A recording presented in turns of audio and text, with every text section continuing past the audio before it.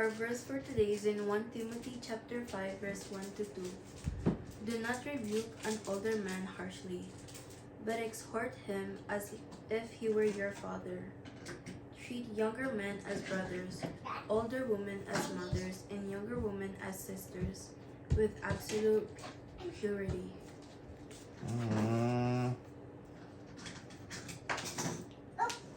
How do you think God wants us to treat the older people in our church family? Fair. With respect. Pantay-pantay. With respect. Name an older person whose company you enjoy. Older person. Sila lola. Sila lolo.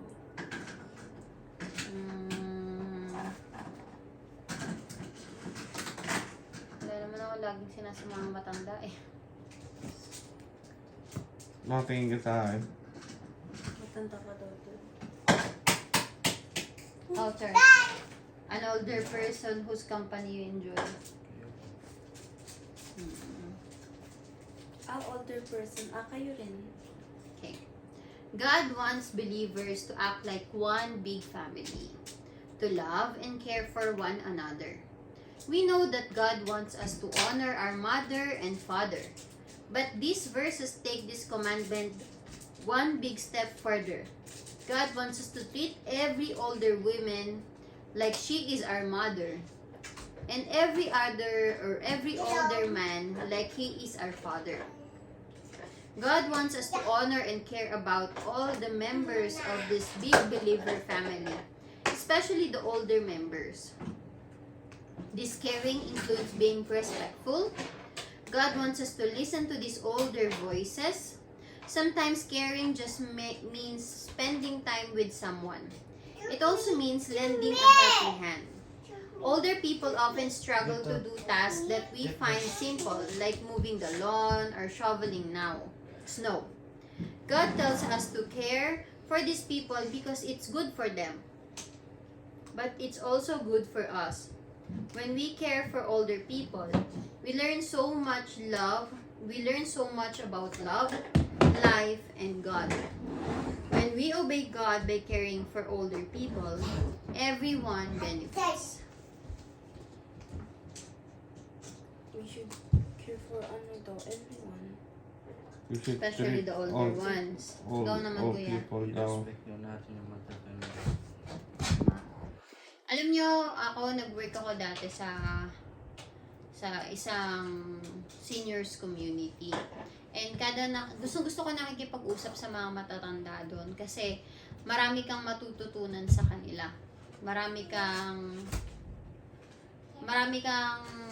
encouragement na makikita. Like, for example, dyan sa pinag-workan ko ngayon sa Silverado, isa sa naaalala ko sinabi sa akin ng isang matanda doon is, nung bata-bata daw siya,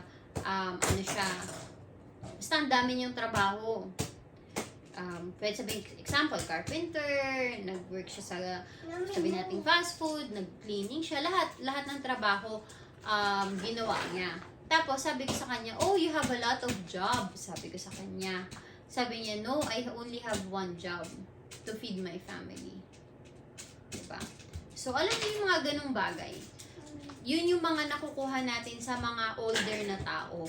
Yung wisdom, yung mga diskarte sa buhay, yung mga advice, suggestions na makakatulong sa atin sa mga paghahanap natin ng buhay din natin, di ba? So, it is very important that we respect them. It is very important that we honor them. Kasi tatandaan mo, marami na silang pinagdaanan sa buhay. And here they are, still standing, 'di ba? And they are still living their life. Kasi sa totoo lang, yung ibang matatanda, pag yung iba kong naririnig na matatanda, sinasabi ko sa kanila, are you, or parang, how are you today? Are you happy today? Sabi niya, Yung iba gusto sinasabi na nila na mamatay. parang, sinasabi nila na wala na akong kinakasaya sa buhay ko. Yung parang ang ibang tao is inaantay na nilang mamatay sila. Diba? So, if you saw someone na talagang masaya pa rin sa buhay niya sa ganung edad na nila, Uy. respect them, love them, especially yung mga tao rin na nadi-discourage na. Kasi, sa hirap ng buhay, tayo nga, di ba, sa hirap ng pinagdadaanan din natin ngayon, sa hirap ng buhay, parang gusto na lang din natin minsan tumigil ang mundo. Parang hindi na natin kailangan ma-experience pa yung mga ganong mga ganitong nangyayari sa mundo, 'di ba? Pero sila, ilang taon na silang nasa mundo and still they are still here, 'di ba? So I think we should understand them kapag minsan mataray sila or 'di ba? Or wala sila sa mood. And also respect them unang-una. Sabi nga 'di ba, if you can do something for them, do it for them. Kasi that will benefit them and that will benefit you as well. Kasi paano ka magbe-benefit? You will be able to glorify the Lord. Kasi that is what God wants us to do. Diba? Respect the older people and honor them. Treat them like as our mother. Treat them like as your father. Okay? Can you pray? Dear God, Dear God, please show us a way to help an older person today. Help us to be patient, respectful, and caring to everyone, especially our elders. Amen.